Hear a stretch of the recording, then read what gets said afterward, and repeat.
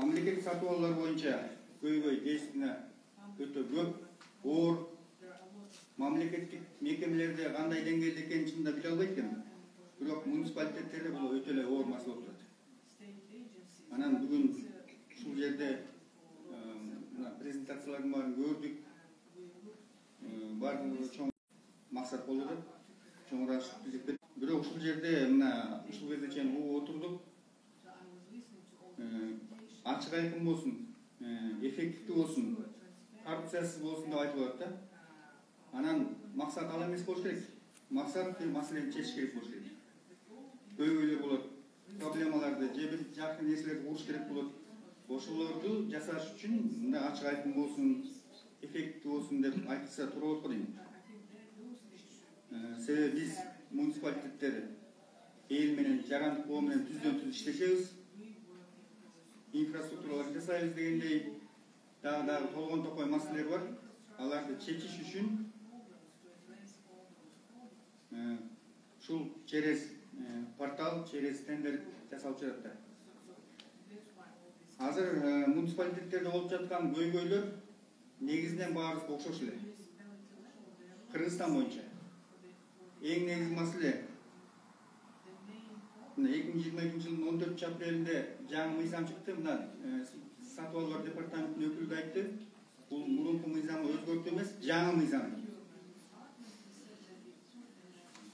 Анан президенттер Жолдош Нурманова да айтып кетти да, мурунку мыйзам менен иштеп атасыздар депчи. Жок, андай эмес. Уже жаңы мыйзам менен иштеп баштадык. Электрондук формат жаңы мыйзам менен кетип атат. Специалисттер даяр эмес мыйзамга. Билесиздер, региондордо биякта да режик айтып кетти болот. Потенциал слабый чынында. Кызматкерлердин, специалисттердин айыл өкмөтүндө болобу потенциал слабый.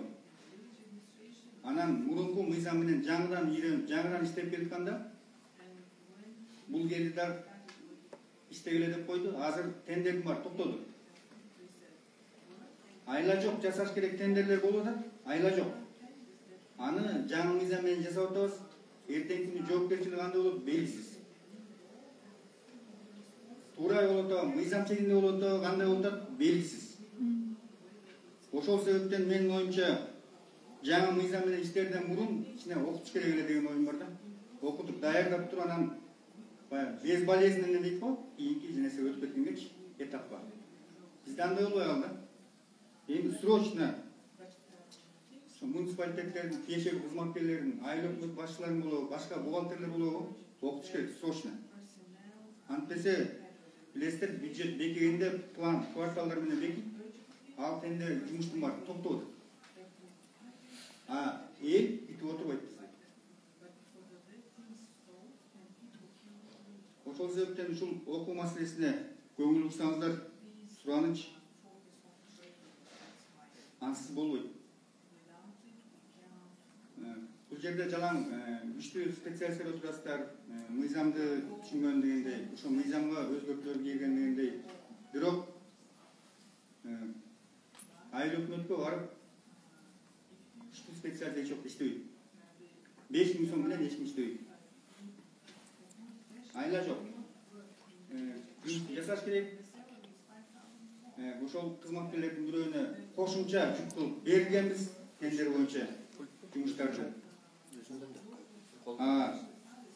Ал кишинин өзүнүн негизги жумушу бар. Андан кийин гана бул жумуштарды жасаганга туура келет да. Негизги айыл өкмөттүн жумушу акча каражатысыз бир да иш жүрбөйт. Ошон үчүн ушул маселеге өтө көңүл бурушубуз керек. Кадр маселеси да бизде. Ушул жерде сразу айта кетсем, азыр айтып кеткендей, мамлекет сатып алуу боюнча кызматкер специалисти айыл өкмөттүн бир кызматкерине жүктөп койгонбуз да. Бул баары бүт эле айыл өкмөттө ушундай. Контракттын негизинде бир 3000, 4000, 5000 сомдой төлөп алган же ошол жерде бир кызматкерге жүктөлгөндө. Ушул боюнча мына Финдин өкүлдөрү отурат, кошумча бир штат жагын чечүү бул чоң маселе болуп турат да. Именно ушул мамлекеттик сатып алуу боюнча иш алып бара турган. Эртеңки күнү биз мыйзамда да турат, прозрачный болсун, эффективдүү болсун, коррупциясыга жол бербей жасалсын депчи. Аны ким жасайт? Аны күчтүү специалист жасайт. Бул жерде сөздөр болуп атат. Билбей туруп жасап атат депчи. Атайын жасаган каранды билбей туруп жасаган нерсе көп да. Себеби ал мыйзамды толук түшүнбөйт ал кызматкер. Азыр красный флаг деп да бир ким хаким да бир презентация кылып кетти. Мындай да хаким. Баягы реальностька келели. Бизде андай аффилированный лицо же бир тууган тушкандар чогуу болот эмес. Бизге тендерге киши катышпайт. Реальность да. Мына мен 4 жолу тендер бердим, мына үйчү май эме сатып алыш үчүн. Эч ким катышпай койду. Бул мен деле эмес. Бул Кыргызстан боюнча көйгөй да. Анан чечебиз. Эч ким катышпайт, кантип чечебиз аны? Бул бир маселе. Бул жеке эле үйчү май эмес. Башка тендерлерге да катышпайт. Билесиздер, стройматериалдын, курулуш материалдын башканын баасы күндөн өсүп барат. Мен бүгүнкү баа менен смета жасап берем. Жумадайын албагы жок. Эч ким өзүнө тиги мындай пайдасы жок, зыянга эч ким иштебейт. Бул жеке эле товарларды сатып алуу эмес. Бул курулуштарда да ошондой болот. Ошон үчүн урматтуу бүгүнкү форумдун катышчылары, бул баягы айтканда жана 8 миллион долларга закупка кылдык деп атпайбы? Балким ошондой чоң тендерлерде чоң акча каражатында бул чоң маселе болбой, конкуренция чоң болуп аткандыр. Бирок реальность айылда андай эмес. 5 миң сомдук, 10 миң сомдук тендерлерди көрөбүз. Эч ким катышпайт. Маселени чечиш керек. Кантип чечебиз? Мына кечээ жектөбүздө жаан жаады. Арыктын баарына суу толду, үйлөрдү каптап атат. Ал маселени чечиш керек. Эмне кылып чечем? Мен тендерге барайын деп отурам. Мына ушундай сыяктуу нерселерге кичине мыйзамга өзгөртүү киргизип, срочно чече турган маселе болот. Ушундайларды бир карап берсеңиздер жакшы болмок да. Өкмөттөр менен мына келерде жетебиз район өкмөттөрү менен да сүйлөштүк. Через Союз МСУ башка областтардын өкмөттөрү менен да мындай сүйлөштүк.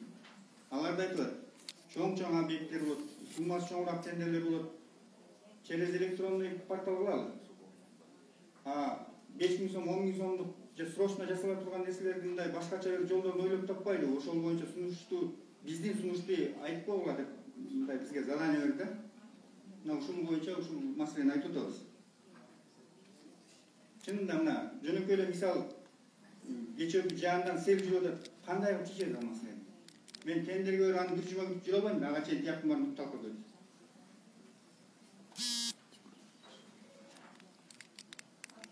Анан бул жаңы мыйзам боюнча дагы өзгөрүүлөргө да кичине бир-экин өзгөрүүгө мындай көңүл бурдура кетсем дегем. Мурун тендерге бергенде канцелярский товар болсо 10 миң сомго, 20 миң сомго алабыз.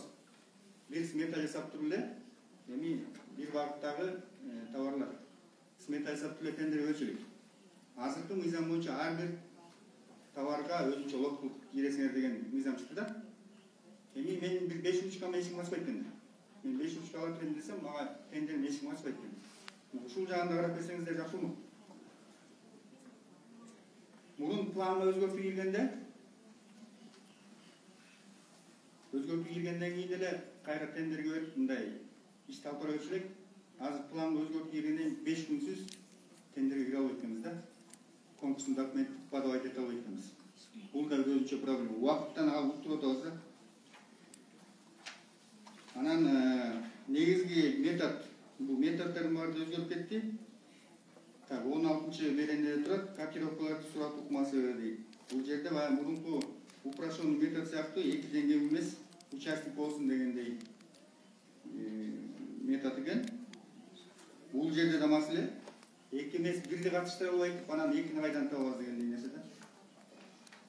Кыскасын айтканда, урматтуу жыйындын катышуучулары, бул эми мамлекеттин мекемелеринин ичинде бир тендерлер ичинде башкачараак болуп атат окшойт.